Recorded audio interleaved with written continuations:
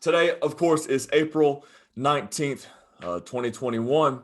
As you know, let's get right into this. What leads a leader? What leads a leader? Because we are all led by certain things. And so I believe a leader is led, number one, by vision. By vision. Everything starts and stops with vision. Either you have it or you don't. Y'all know how the word says that, the people perish without vision. The word as in the Bible, the people perish without vision. In other words, they run without restraints.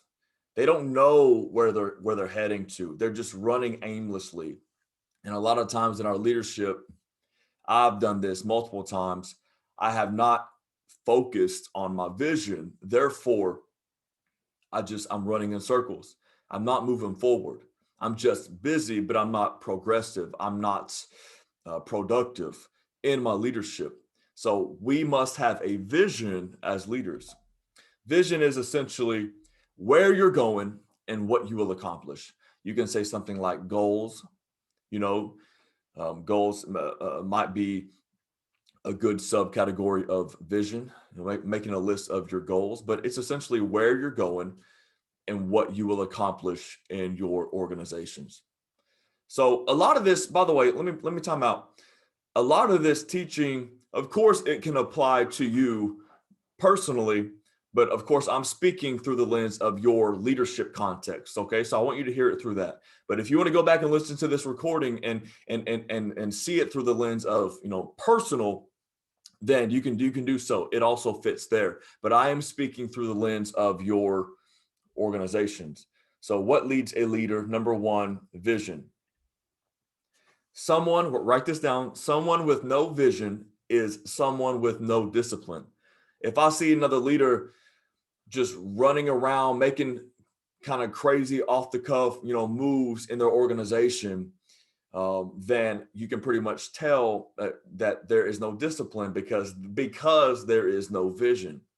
But if I see a strategic leader, not a reactionary leader, but a strategic leader making strategic moves in their organization, in their leadership, with their teams, with their systems, with their clientele, with their processes, with their methodologies, then of course I can see someone who has vision. But someone with no vision is someone with no discipline. Your vision keeps you focused on saying yes to the right things. This is why it is so vital. It is essential, non-negotiable, right? To have vision because it allows you to say yes to the right things. If your schedule right now in your leadership is just, once again, crazy, it's unpredictable, it's inconsistent, it's everywhere, you might be saying yes to a lot of the wrong things, just keeping you busy. Therefore, you need to check your vision. I've had to do this multiple times in my leadership as well. My calendar is full of things that's not actually giving me results. It's not producing results because I'm saying yes to a lot of the wrong things, because I can typically trace it back to me losing sight of the vision that I believe the Lord Jesus has given me from the start. So your vision keeps you focused on saying yes to the right things and not yes to everything. I used to be, by the way, I used to be a yes man. And a lot of it came with because I wanted to feel accepted. I wanted to feel seen. I wanted to oftentimes be needed. So I would say yes to everything. And it really just burned me out at the end of the day. And so as you grow and as you lose the fear of man, right? As you lose it in your leadership, you grow more confident in who you are as a leader and more confident in the vision that the Lord has given you. It allows you to say yes to the right things. And when you say yes to the right things, you are also saying no to the wrong things. So your vision keeps you focused on saying yes to the right things. Let me do a quick checkup, make sure nobody's trying to get in the room. I think we're good here. There we go. Wonderful. All right. This is why I don't host the rooms. This reason, right here. If y'all know me, y'all know this drives me crazy right here. All right, I'm gonna go ahead and go full screen with it, and I'll get the playback to whomever is trying to get on later on. How about that? All right. And that did not solve my problem. Let's see. There we go. Boom. Not as old as I thought. Okay. Just forgive that little tab up top. We'll work on it later. Okay. Next one. Your vision will always do two things. It will always impact and involve others. Impact and involve others. If your organization's vision doesn't impact others, it's not a vision from God. It's not part of your purpose. If it doesn't involve others, if it doesn't rally others, if it doesn't include others, then I believe the same. It's not a vision from the Lord. It's not your ultimate purpose. It might be just a personal agenda item. Not that it's intentionally personally an agenda. Sometimes we kind of slip into that a little bit. So this isn't to condemn you. This is just to say, let's check our hearts and make sure that our vision that we have isn't just for us. You can have personal goals, etc., but let your personal goals come by the way of you, of course, impacting and involving others. If you have a personal goal, let's say for a tangible thing like a reliable car or a home or certain type of financial freedom, just let it come by the way. Number one, purity of heart. And secondly, of course, that it impacts and involves others. So your vision must, I can change that word will to must. It must always impact and involve others. All right, here are some steps. I can't just tell you what, I need to tell you how, right? Okay. What leads a leader? Next steps on vision. Number one, I would say make a list. Make a list of these visionary items, maybe goals or aims. Okay. Two, write a vision statement. And we can have another session on maybe how to do that. Write a vision statement. And then thirdly, build a team. Build a team around your vision. And your vision needs to, it should attract the team. It should attract the team. Habakkuk 2:2, right? Write the vision, make it plain so that others who read it may run with it. In other words, they might identify with it. They bear witness to it. They're drawn to it. That's why you need to write it or say it. A lot of times leaders, it's not that you lack vision, you lack the ability to communicate the vision. And if you just learn how to communicate it in writing, verbalizing it, then people will be drawn to it. People are just waiting for a vision to bear witness to. So be sure that you know how to communicate your vision. All right. So make a list, write a statement, and build a team. Next, your mission. What leads a leader? Number one is vision. Number two is your mission. Mission is essentially why you do what you do. Why you do what you do.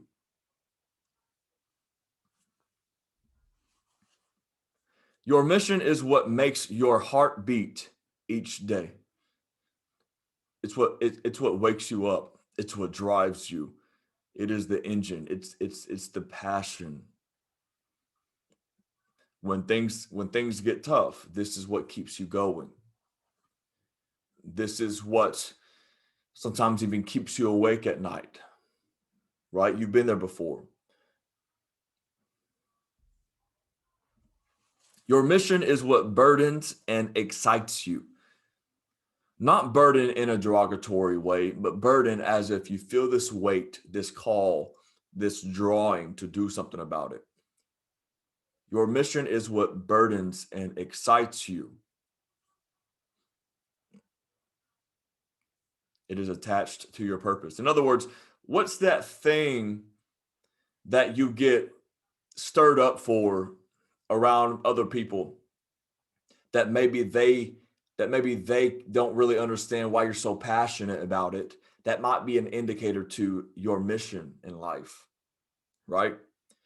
Let's just say you're really passionate about the homeless demographic, providing care for them. And you get around people who generally think that's a great idea, but they're not like their hearts aren't beating out of the chest like yours is. That might be an indicator to your purpose, right? All right, next one.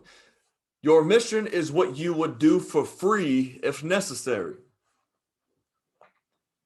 It's what you would do for free if money weren't part of the equation. It's just something that you would do. It's something that you're probably already doing without getting the money for it. Might be an indicator to your mission.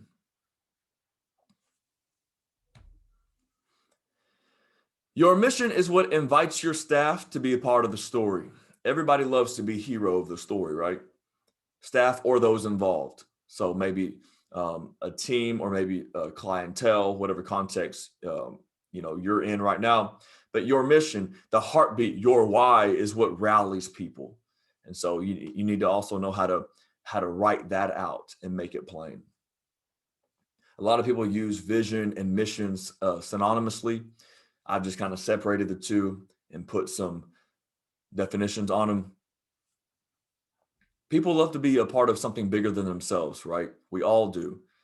There was a poll taken across the board of millennials, and the majority of millennials, I forget the percentage, but they said that they would take a pay cut just to feel like what they're doing is purposeful.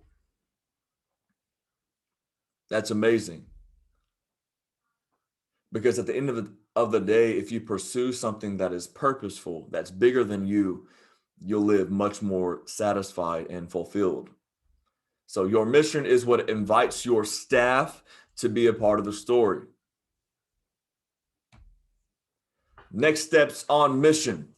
Some of this stuff I got from John Maxwell. Some of the stuff I've kind of just written myself, but make it simple. Make your mission statement simple. Why? Because people love simple. People love simple. I love simple. There's enough complication in the world.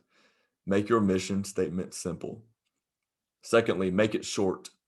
Why? Because it's easier to read, remember, and repeat. It's easier to read, remember, and repeat. You want people to read it. You want people to remember it.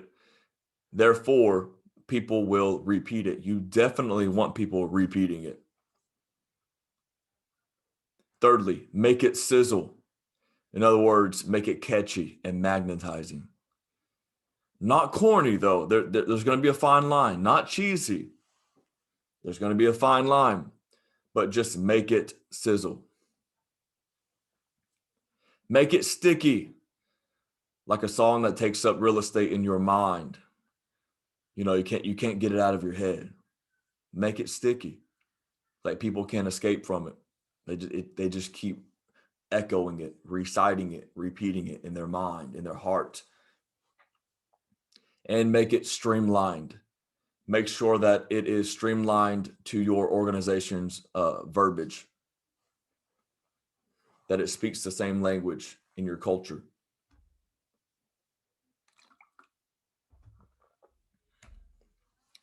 All right, strategy. What leads a leader? Number 3, strategy. Strategy is how and when you'll do it. Like extremely detailed. You can't just have how, because you'll never have the when to go to that how. And you can't just have the when, because you'll never have the how when you go to that when. Does that make sense? You need to make sure that you write down how and when. Like I said, you probably heard me talk about this already, but let's say you want to lose 10 pounds, okay, this quarter. So you say, okay, I'm going to get a gym membership. That's one how, but when? When are you going to get a gym membership? I'll go next week. No, not detailed enough, right? I'll go Monday. No, but when? 4 o'clock after work on Monday. Okay, that's great. You got it. It's solidified. It's a statement. It's black and white, non-negotiable, right? Okay, so now what are you going to do about the 10 pounds? Well, I go to the gym a few times a week. No, it's not good enough. When?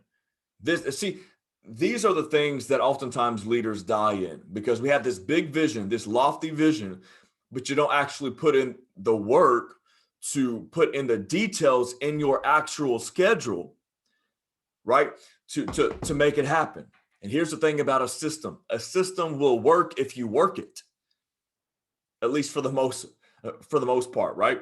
So you need to have, so for example, back to our illustration, I'll go to the gym 3 times a week. No, okay, that's not good enough. I'll go to the gym Monday, Wednesday, and Friday. Still not good enough, right? I'll go to the gym 4 o'clock Monday, Wednesday, and Friday. That's great. Okay, there you have it. Getting very, very, very specific about such goals. And this is something that I'm very passionate about, because again, I've seen leaders have this incredible vision, and they've even known how to communicate the vision. They have a mission that makes their heart beat, but they don't put it in their actual like daily schedule to make it happen. And so a lot of leaders die here. They don't do this part. They miss it. All right. Number 3, strategy. Let's get into some thoughts on that. Strategic is always greater than reactionary. We don't need to live reactionary. It'll always keep you a step behind, at least. We must be strategic leaders, living with creativity, innovation, time management. If you're reactionary, man, it's like it causes you to be consistently inconsistent, unpredictable. Oftentimes, it takes away time from your own personal well-being, from your families, from your hobbies. If you live reactionary, we got to live strategically in our organizations. Like I said a moment ago, if you work the system will work. Generally speaking, of course, I know that things always happen, or things often happen.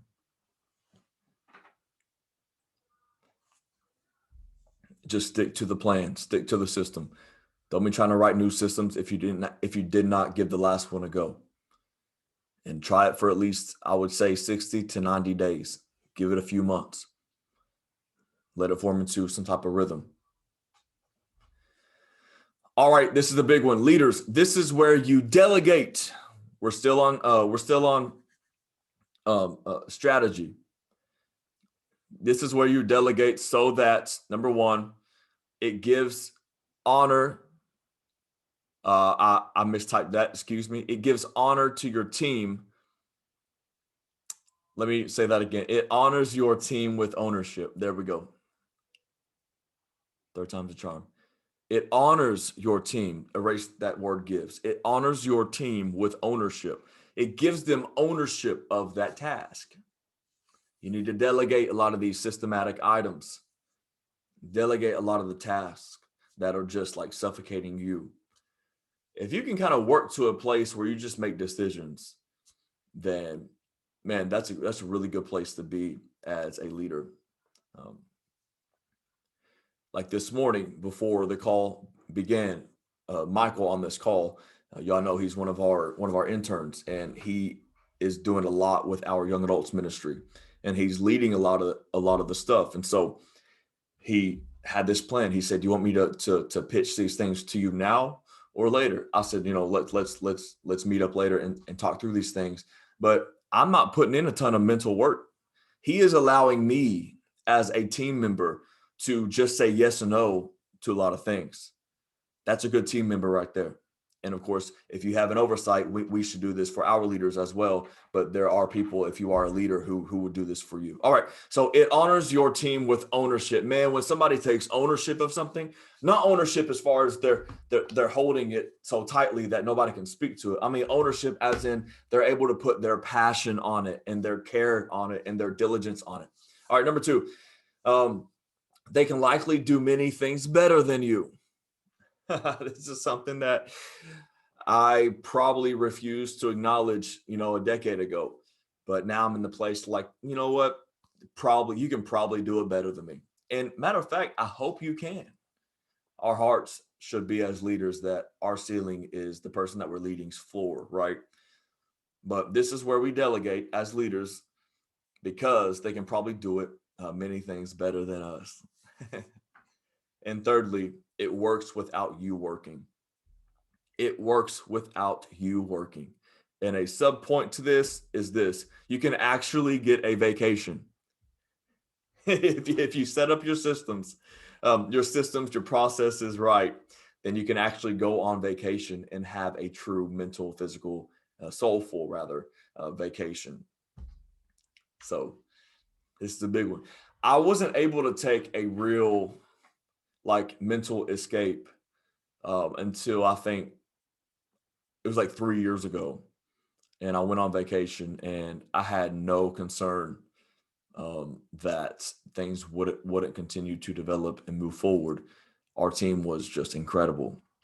And I was like, what is this life? Because I wasn't used to that, because I didn't do a good job at delegating tasks to other people. I just ran myself into the ground.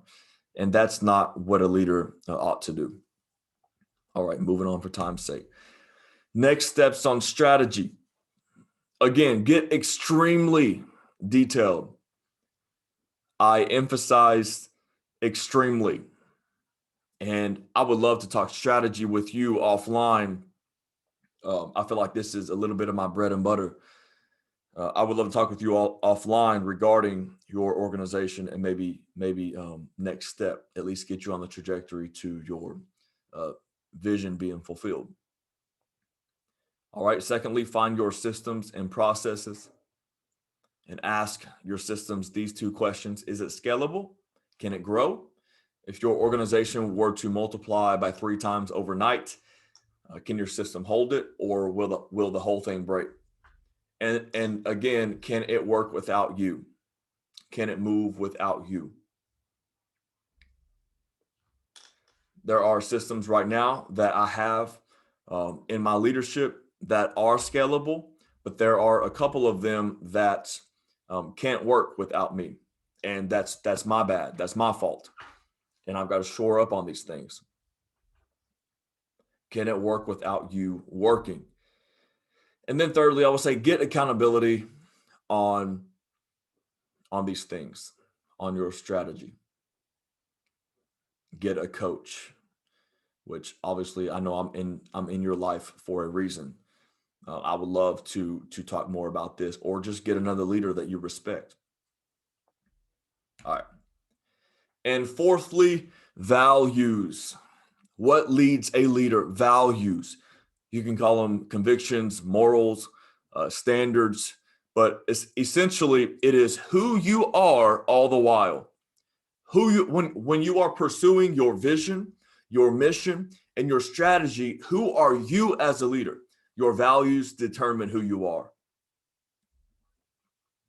Your values are your foundation. Write that down.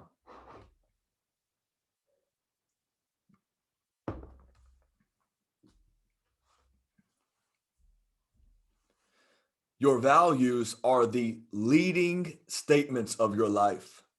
Leading statements of your life. The I am and I will statements. For example, I am a man of my word. I will always seek the Lord first. I will always prioritize my family. I am rather a simple man. These type of things, just kind of simplifying your life, identifying who you are, and just writing those things down. It really helps you. I even put one time, kind of as a joke, on one of these workshops that I was doing personally. You got to have your own workshops, by the way. Don't just lead others in workshops. Have your own. It's important to sit down with a notepad or a digital notepad and work through this stuff yourself. And that's really a big encouragement of mine today. Is, man, take some time on this. Take some time on this. We'll get into that in just a second. Okay. You are only as strong as your values. Values really, it's a character item, right? So the outside can only be sustained by what's on the inside. So you can have great vision, great mission, and strategy, but you're really only as strong as your character, your values, who you are on the inside. If I put enough weight on my bone today, I could snap my arm, right? Because what was on the inside couldn't sustain the pressure from the outside. But man, if I had enough calcium, if my bones were strong enough, I could, and muscles, of course, I could probably put a lot of weight. We can't all be as strong as Mike over here.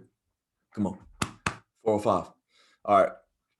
Next steps on values. Next steps. Make a list. Take some time. Write these things down. Write 5 to 10, I am and I will statements.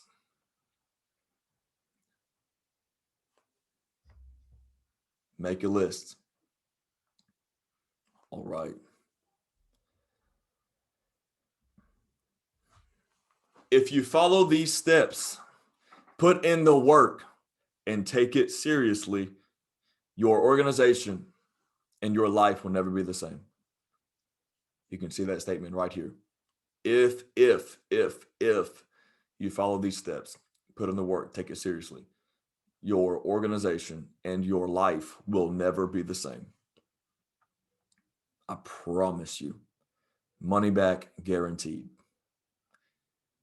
Put in the work, man. Put yourself through this workshop, because it's hard to work on it when you're always in it. That's why I love coaching. I love consulting, because I'm not in your life day to day, right? So I can help you work on your life. I can see your life from a 30,000 foot view. I would say this: set aside time to focus and build. I was alluding to this earlier. Jaylee and I, we take what we call a vision trip. I think it's, even in my mind, I see it as more enjoyable than even our yearly beach vacation. But every end of December or every first week of January for the last, 5-6 years now, we've taken what we call our vision trip. We just get away 3 or 4 days, and man, we just set aside time to really get before the Lord and hear from heaven what he is calling us to that year, and even some future items. So I'm telling you, a life hack: invest in this. You could just simply, like, you can even have a staycation in your home. For me, I like getting away because my work has always brought me to, like, the towns that I'm in. And so the town that I'm in, oftentimes, I equate it, or I relate it to work. And so I love getting away. Even if it's the next town over, I just get away, right, and get a hotel, get an Airbnb, and just set aside time. Take a whiteboard with you, whatever you have to do. And maybe this is a bit extreme, but this has helped me. It's how I hack myself, because I can work on my life, and I'm not distracted from the things that are just in my day to day. It's hard to work on it when you're always in it. All right. Any questions about this? I know it's 8:34. Any questions regarding this? I wouldn't mind. We could even talk offline if you would like. Let me stop the screen share. Okay, great.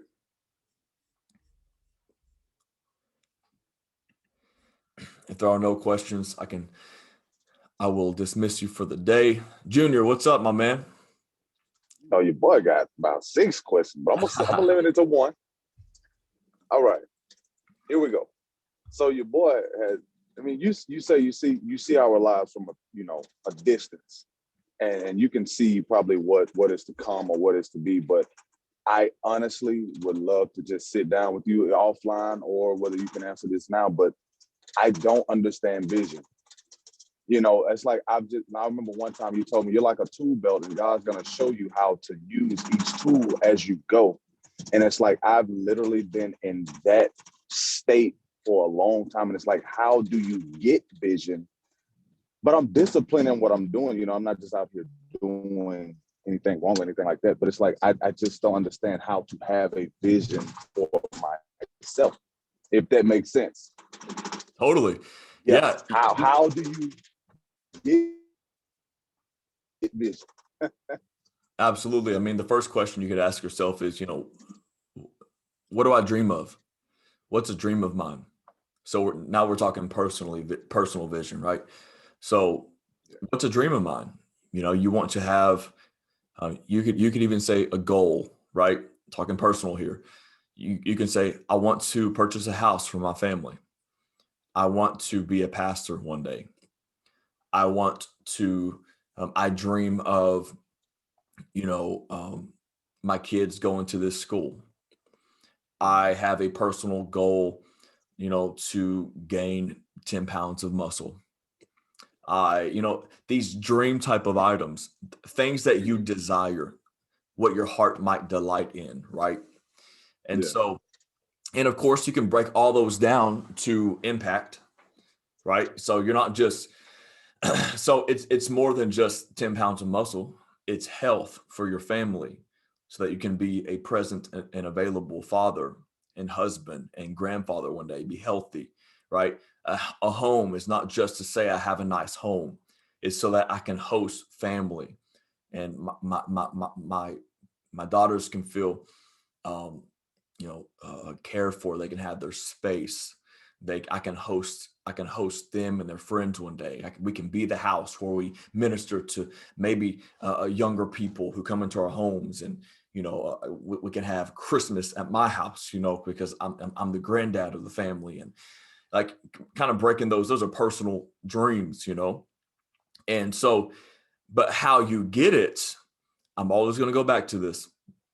It's making the spiritual practical, right? How you get these God dreams is through prayer. Moses got the pattern, vision, mission, strategy from the mountain, right? He knew how to get away with God. And that is one of the things that I do on these vision trips is, I spend a lot of time in focused prayer where I just listen and I'm just with him, with the Lord. And he speaks these things and he starts stirring things in me, right? And so, and you can really tell like your personal mission by, like I said earlier, what you burden for, like what irritates you, what moves you, what you're bothered by, these type of things. A lot of this is purpose talk, of course, but yeah, man, like vision, that it's just making a list of things you want to accomplish, where you want to go in life, you know, and you can break it down in years if you'd like, just to get some sort of timetable. Sometimes you don't always hit those marks. Sometimes they're faster, sometimes they're slower, and that's okay. You've written it down. You've heard it the best that you could from the Lord, and you've written it down. And like and it holds you accountable. You've seen my book, my devotional that I wrote. I just took it down yesterday, but back in this corner right here, it was up on the wall, and I had all 31, days listed out. And every time I completed a day in my devotional, I marked it off. And every day I would see it. It held me accountable. And I know you just bought a whiteboard put up in your house. I commend you for that. Me and my whiteboards. I'm in my home office right now. I love whiteboards. It keeps stuff in front of you. It allows you to have like a vision dump, like out of your mind. But man, we're talking personal vision here. Just write this stuff down. Start there. Vision, where you want to go, what you will accomplish, what you feel called to, what problem you feel called to solve, How can I be to others what no one was for me? How can I give to others what no one gave to me? These are purpose items, you know, and um, obviously right now you're leading powerfully at church, as a lay leader, as a serve team member, but your day to day, you're working right now. You're in your work van or truck or car or whatever, and you're providing for your family, and you're doing what it takes. You're doing that. You're getting that meantime money, you know, and you're saving well. You're stewarding your finances well because you have vision for your finances. You're not just saving money and stewarding it well because I said, hey, this is probably a good thing to do. It has to go beyond, a leader encouraging you to do that. What holds you accountable and disciplined with it, and why you've continued to do it, is because you caught a vision for yourself, for your family. It impacts others, right? And so, anyways, man, I'll just encourage you to write these kind of goals down. And vision, mission, these words, they can be so loose. You can have a guy come after me and teach on vision, and they could probably come in and say something like, vision has nothing to do with goals. And I get that. I could probably teach that as well and all this stuff, but for teaching's sake, it's still good teaching, right? So just write these things down, man. That's a great place to start. Good stuff. All right. Anybody else? It's good stuff. All right, Alex, you and I need to kick it soon as well. I'd love to spend some time with you. Mike, I know that I'll see you Let's today. do it. Yes, sir. I know that I'll see you today, Mike. And I can't wait to hang out. A matter of fact, you know what, fellas, it'd be awesome to get like some type of like guys like breakfast or brunch, together sometime, and we just hang out, spend some time talking about the word and talking about these type of things. I know, I know I see y'all each and every week, and so it's pretty cool that it was just us today. But anyways, family, I love you. Let me know if you need anything from me. Breakfast and buckets. Ooh, maybe have some time between breakfast and buckets, because that might be an issue. You might see that food come right back up. But hey, fellas, let me know if you need anything. You got my personal number, so hit me up. You got any questions, etc. Junior, I know that I got a couple texts pending from you, and we'll talk soon, man. But I love your family. I'll see you soon. Yeah. All right now.